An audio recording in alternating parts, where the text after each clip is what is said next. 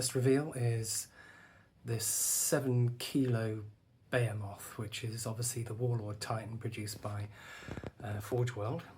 It's their biggest model, it's GW's biggest model, and this is a very late video. I bought this back in September of 21 and I started building it in early 2022, and I finished it quite quickly once I got going, as I recall.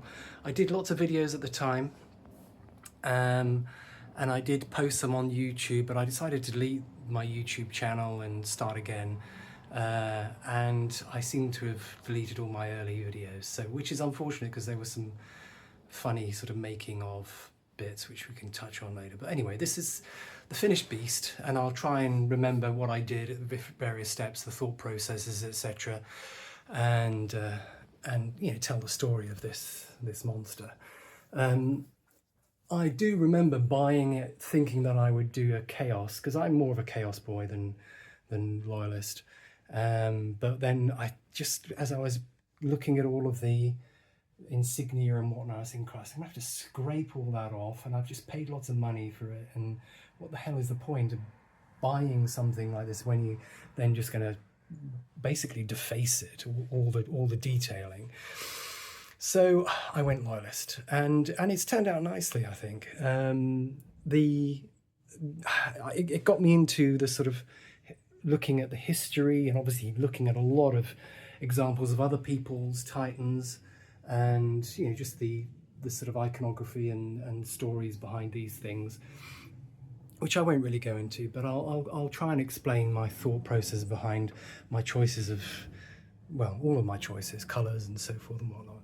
So the idea behind the colour palette, as it were, is very much driven by my research into heraldic painting and, you know, heraldry basically. And as you can see, I've got loads of shields here, which are basically pieces of plastic card that I've stuck decals on. So the decals are from obviously medieval wargaming, tabletop wargaming things, and I've stuck the decals on the flat piece of plastic card, and then I've cut the shields out and I've stuck them on. And the idea behind this, and I'm sort of jumping around all over the place, but the idea behind this is that these are people or sponsors. They're either crew members or they're sponsors that have provided funds towards, you know, maybe the city or aristocracy of the city, the hive city or whatever that it's protecting, have provided funds towards its upkeep and so forth over generations, because obviously these things last for thousands and thousands of years. These are representatives of the Omnissiah, etc. So yeah, that's the thinking behind the shields. But the heraldry more generally, the colours relate, they all of them have meaning, specific meaning within heraldry. And I'll see whether I should have bloody tried to go back over my notes or done some prep before I started this video. But the sable, the black, has a meaning which I've forgotten. Red is more warlike in colouring. White or argent, silver is purity. Blue, I can't remember what that means either. But some of the things like this here, the arrows. These were originally crappy brass things I bought off eBay, and I took imprints off of them on they were too stiff and brittle to bend, unfortunately, so I had to take imprints in and make green stuff copies. But the arrows in heraldry signify ranged attack, which is appropriate given that I've loaded him out with the volcano cannons and these laser destructors or whatever the hell they are. So he's a ranged attack boy, and this incidentally is the optimal weapons fit for this unit. I do have other weapons because I think they're cool. So here you have the Gatling blaster, which is, you know, just all that Dakar, how cool. But it isn't as good on the table in terms of game stats and all the rest of it. And ditto the plasma thing, and I just wanted to be able to do a glow effect because it looks cool. And incidentally, you can see I've got the screws here, which is what I use to add and remove the arms. Yeah, this is not a very well structured video. I'm jumping around all over the place. But anyway, so the arrows, ranged attack. The keys in heraldry signify trust. You know, you are being entrusted with secrets, with things of value. So it's about custodianship and protection of things that are of value, which obviously that's what this boy is all about. He's about protecting society from chaos and heretics and evil and all the rest of it. So, you know, that seemed appropriate to me.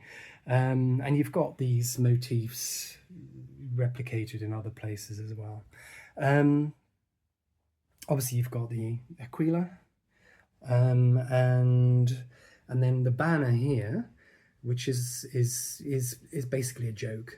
All of these places are sci-fi locations in various, you know, famous sci-fi settings, whether it's, you know, Star Wars, Dune, My Little Pony, or whatever it might be. So, and there's another little sort of Easter egg, if you like, here. So I added this Aquila thing here because one of the things I did notice was just there aren't many Aquilas or Mechanicum iconography on this at all. I mean, literally the shoulder pads is all it comes with. So I added this because I felt I needed an Aquila, and that's cast off of a Baneblade. And then the numerals actually in, you know, Arab script, Arab numerals rather than Roman, equate to 666, which is obviously a bit of a joke as well. Yeah, and then another feature, I suppose, let's take this off, whoops, get it in camera, all magnetized, obviously all the weapons either magnetized or stuck on using screws drilled in. So I've given them all names. Each gun has a name, because obviously if you're, I reasoned that if you're you know, in the command unit, whatever you want to call it, and you're talking to your crew or you're referencing, you wouldn't say, you know, Top Gun Left or something. It'd be far more efficient just to give it a name. So Cirrus. So Cirrus, fire Cirrus, rather than Top Gun Left or whatever the hell you'd say, or fire Hamel, etc., etc. So I just thought, you know, in terms of operational efficiency, that would be the way to go, and it's cool as well. Anyways, I mean, in medieval times they used to name their swords and things, and this is the sort of modern equivalent. Modern, well, you know what I mean, modern. What else can I show you? Oh, of course, you've got this. Again, I felt it was underwhelming in terms of the amount of bling on the original model, because, you know, these things are the representatives of the Omnissiah, so I thought that it really ought to have more stuff going on. So you've got the eagle off of a Sororitas model, which I bent the wings using heat gun to fold them out wider because it was much narrower.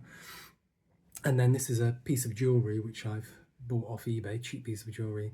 This is obviously a victory wreath. And then you've got these, let's see if I can get closer, the purity seals, and the gold ones with the Mechanicum symbol, obviously from the Mechanicum. They're about purity of operation. And then a different type of purity seal. These red ones are more about, you know, events or, you know, successes, you know, battle victories. So there are different types of purity seals. The gold ones are higher status than the red ones, and so on and so forth. And then you've got these as well, which are kill markings and victory, you know, markings of whatever kind. Yeah, just some hymnal from the Omnissiah, I guess, something like that. Got battle damage. I thought I'd, you know, experiment and do some battle damage. And then obviously you've got, well, not obviously, but I thought I'd go the extra mile and have some automata coming in to fix the battle damage. And you've got 1 and 2 there and 3 and 4 over there. Yeah, and then I guess let's turn it around at my back. So I've added the Mechanicum symbols in all the appropriate sort of places because they just aren't generally on the model. So all of these have been added. Where else? Down there as well. And then I've added a engine seer type character to be looking after things as well. Yeah, and that's about there all is to say on the back, really.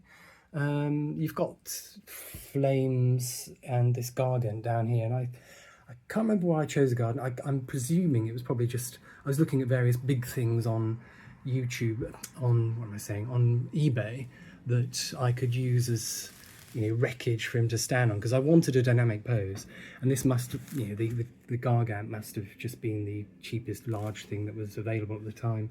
There was no particular animus towards orc players in particular. I didn't want to troll them in particular. I can't turn this bugger around now. But you can see I've done flame effect, and the flame effect is basically silicone sealant that you use in a bathroom, and then just obviously the usual technique of airbrushing it and dry brushing it and all the rest of it, but it's come out quite nicely. Yeah, and you've got smoke coming out of the head.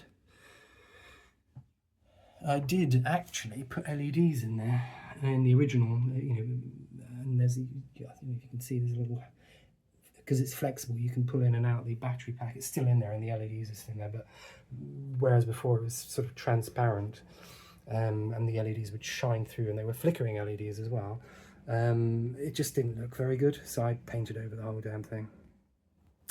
Anyway, there we go, Titan. Now, important segue. So the reason I've done this video first is because, oops, something's just dropped on the floor. I don't know what that was. Oh damn, I know what it was. But the segue. So the reason I've done this first is because I'm actually going to Golden Demon in Germany in October of 25. So soon, and I'm taking a very large model that I've scratch built. So when I said originally I wanted to do Chaos, well, when this was finished, I thought, well, what can I put up against this now? None of my friends have got anything big enough. So I thought, well, Chaos, obviously. But what? I'm not going to do a Titan again, because I've done it now. I thought, well, let's up the ante. Where do I go from here? And I thought, well, I love Nurgle. I've got loads of Nurgle and Death Guard, and I've always loved the giant pictures of the, well, not the giant pictures, but the pictures where you've got great unclean ones, which are just huge and towering over the battlefield with tiny ones.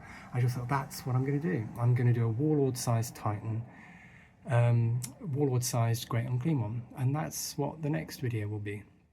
Now, I know that people have done that since, but I came up with that idea in 2022 and started buying bits and pieces and just didn't get around to doing it. It was kind of intimidating and it takes a long time, etc. But anyway, I'll tell the story about that in the next video. But this is the Warlord Titan.